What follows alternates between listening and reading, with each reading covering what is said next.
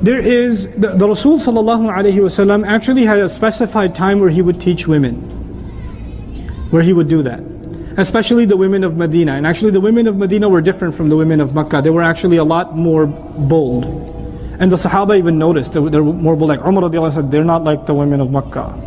It's like, so there was a difference between them. And they're outspoken. And we even know that from like, many athar and many hadith texts. Like, Umar is giving khutbah radiallahu anhu and a woman gets up and says, you can't say that. Allah said this. Like, lady, why are you not in the sister section behind a glass? Why are you... Oh, and you're talking to Umar. You don't want to like point a finger at Umar like that, but she did. She's like, gutsy lady, She did that. And, there are assumptions that men and women should not interact with each other at all, under any circumstance. That's what Islam wants. That isn't true.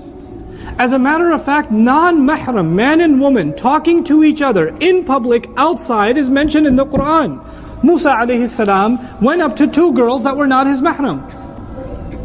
Then he went over and talked to them and said, what's wrong with you ladies? Ma khatbukuma, what's wrong with you? And they said, well, we can't feed our animals until the whole flock is done. They had a conversation.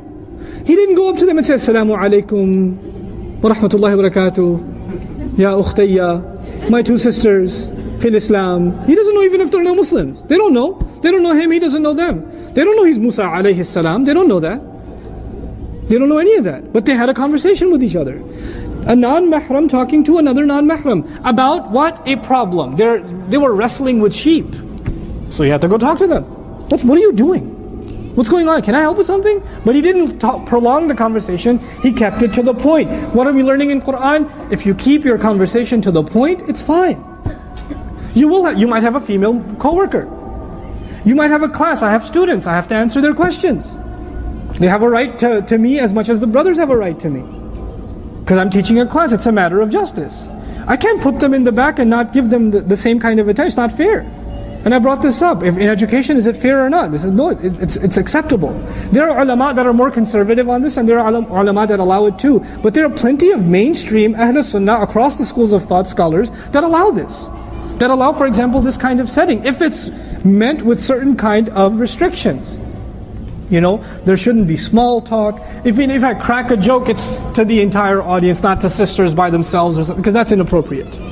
That's not right. Right? And you're supposed to have a certain line, there's supposed to be a certain line of discomfort between you and myself. Or between you and any other non-mahram. There's supposed to be a line of discomfort. There's supposed to be a level of seriousness. You're not supposed to be giggly when you come up individually and talk to a non-mahram man. You're not supposed to be like, no, I have a question, brother. You said this. Why? Learn to be like that. Learn not to be giggly around non-mahram men. Not smiley. Jazakallahu khairan for so many things you're doing. No. Say that on your own. Don't come up and say it to me. Don't come up and say it to me. Say that to your dad. Jazakallahu khairan, Baba. You're so awesome. Great. When you come up to a non-mahram, if it's your teacher, if it's the imam of the masjid, if it's your employer, keep a serious tone. Keep a serious tone. When a woman uses a serious tone, the man becomes serious automatically. Girl comes up to you, you think she's kind of pretty. She comes up to you and says, Assalamu alaikum.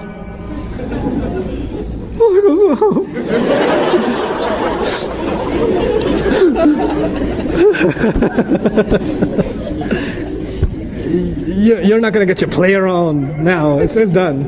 It's over. But she comes up to you and says, Assalamu alaikum wa rahmatullahi wa barakatuh. No good.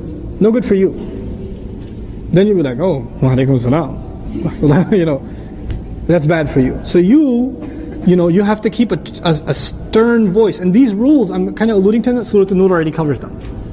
These rules are already there. You have to keep a stern voice. You have to keep your eyes low. As low as it doesn't mean you don't look away like, brother, I have a question. Like you don't do that either. But if you don't stare at the person. You're like, yes, sister, do ask. No, not like that. Not like that. يَغُضُّ مِنْ أَبْصَارِهِمْ يَغْضُضْنَ مِنْ أَبْصَارِهِمْ. That's normal. It's not like over the top, but the idea is to keep yourself low. Don't stare. You know, make just enough eye contact to get your point across, and that's it. That's all. You don't need more than that. You know. So these certain things, they are the guidelines by which public settings make it okay.